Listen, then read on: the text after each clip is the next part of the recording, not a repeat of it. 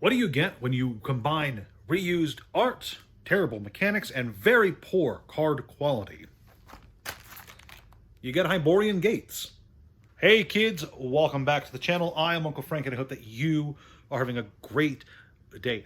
Today I'm going to retread some old talking points as I rediscuss the Hyborian Gates collectible card game. Now, I talk about this TCG in particular on my other channel, Lore Seeker, in a bit more of an informative, educational manner. The link to that video will be in the description below. Today, I just want to talk about it from just kind of an enjoyable collector's perspective, because I think this TCG in particular is one of the penultimate examples of how not to design a card game. You see, when you talk about some of your favorite card games, there's a decent chance that the things you emphasize are going to be like the mechanics, the core gameplay, how drawing the various cards from the deck feels, as well as the overall quality of the end product. You know, you're going to be talking about the overall card layout, you're going to be talking about the different kinds of keywords, and you're going to be discussing how the game plays, not only like at its core, but how well it plays over time in a meta kind of way, how the meta evolves with new sets, etc. There's a very real chance that when you like a card game a lot, you're not all too focused on the art. Now, don't get me wrong, art is a really good part of a good card game. However, art alone is not enough to define a card game. It's not enough to sell a card game. Sure, a good card game is improved by having good art, but good art alone does not make a good card game. And that's just not something that Card Z, the creators of Hyborian Gates, seemed to understand. You see, back in the 90s, there was a bit of a TCG craze.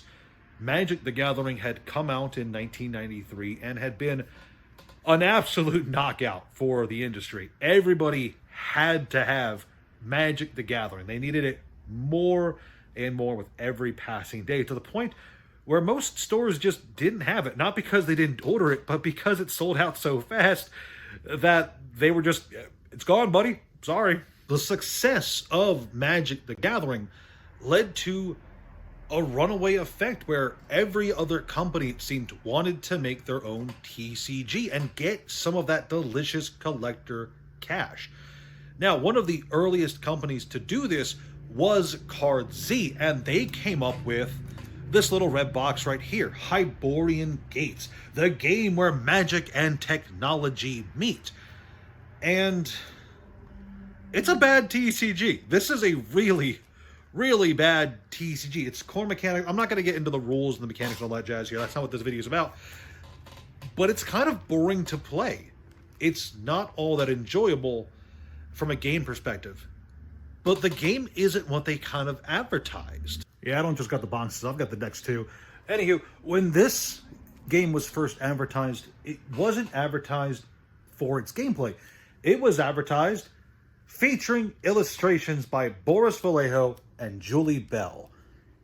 That line is on every piece of advertising related to this product. Every deck has it, every box has it. I think the packs have it too.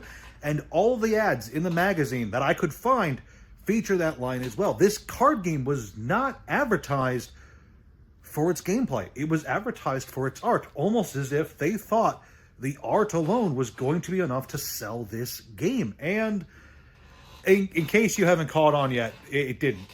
This game had one set release, the big red box. It had the starter decks, the box, and that's it. One set. Other sets were planned from what I understand. It's just that nothing came of it because it turns out art alone is not good enough. Now, to its credit, this game does have really good artwork. I mean, Boris Vallejo and Julie Bell do a great job. I mean, just look at this card. It's absolutely... Does it zoom in? Does it scan well? There we go. This card is absolutely beautiful. That art is amazing, and I would absolutely love to see this on a Magic card at some point, you know? But art alone just doesn't do it.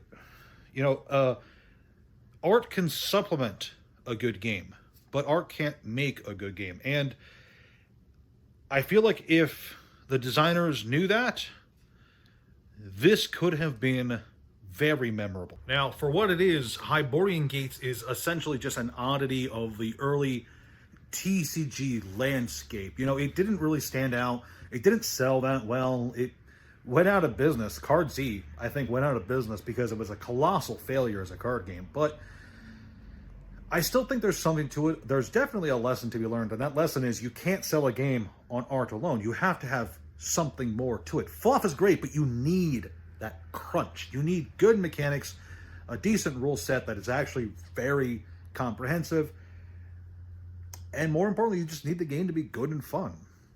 Nice ladies on cards, that'll sell something, sure, but it won't make your game good, and it won't make it stand the test of time.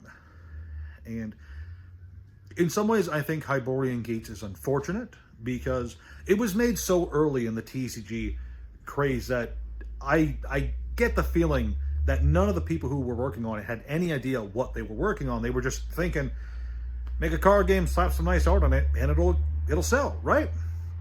But if you think back to the early Magic sets, Magic did not have the best art in its earliest sets, and it still kind of doesn't today, but that's a discussion for another time. Magic got popular because it was good. It was new, sure, that definitely helped. It was fresh, and it was the hot new thing on the block. But Magic sold and continues to sell to this day because at its core, it is a good, enjoyable card game. Hyborian Gates didn't have that. It thought it could go the opposite way. A mediocre or even bad card game with good art. And I'm going to say that a lot. I've been repeating that a lot. But today, it's more or less just remembered for the art that it advertised so heavily. And I think that's okay. Hyborian Gates is definitely the kind of card game that I would suggest you turn to if you want a nice, thick binder full of very memorable fantasy art, because it's got some really good art in this card game. But it's definitely not one that I would ever recommend someone sit down and actually try playing with. It feels like I always forget to mention that there was actually a sweepstakes going on for the first month or so of this game being released, where you had a chance to win an actual art print from Boris Vallejo, but I don't know what came of it. Still, it's interesting to think about. You could have won art by playing this game. Yeah. New drinking game. Take a shot every time I say the word art in this video. Hey, that's all I've got for you guys today. I just wanted to take a few minutes and talk about one of the dead TCGs in my collection, one that I feel rather strongly about, in case you couldn't tell. What do you guys think about Hyborian Gates featuring art by Boris Vallejo and Julie Bell? I definitely want to know. Let me know in the comments section below. Of course, if you're not subscribed yet, please subscribe to the channel, leave a like, share it with a buddy, and all that jazz. And I will see you kids in the next video. I was able to clean the floor. You know what that means. I'm back to push-ups. The last video got 7 likes.